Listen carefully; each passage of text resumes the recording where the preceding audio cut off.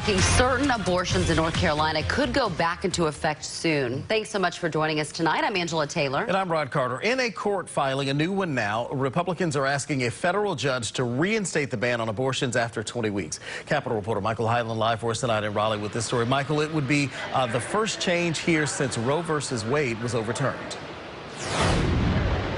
Right, a judge blocked the law a few years ago, citing Roe v. Wade, but now that same judge is asking the people involved in the case to tell him what should happen next. Democratic Attorney General Josh Stein didn't want to push to reinstate this law, so now Republicans here in the General Assembly are stepping in.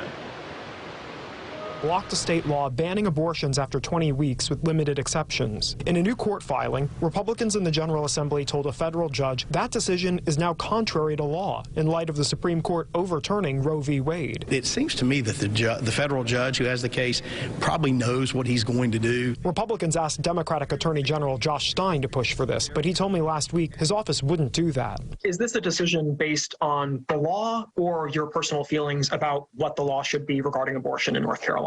It's not entirely clear under the law what the necessary right course is. But what we are seeing in state after state is the restriction on women's right. If Republicans win a supermajority in this year's election, they could enact further restrictions on abortion and override any veto by Democratic Governor Roy Cooper. It's not clear specifically what they'd do. We asked House Speaker Tim Moore what he'd support. If there's actually a heartbeat of a child, and if there is a heartbeat, look at it from that point. He added there should be exceptions for rape, incest, and the life of the mother. Allison Kaiser at Planned Parenthood Votes South Atlantic said her organization will be ramping up next month ahead of the election. The future of reproductive freedom in North Carolina beyond 2022 hangs on the results of this fall's state election.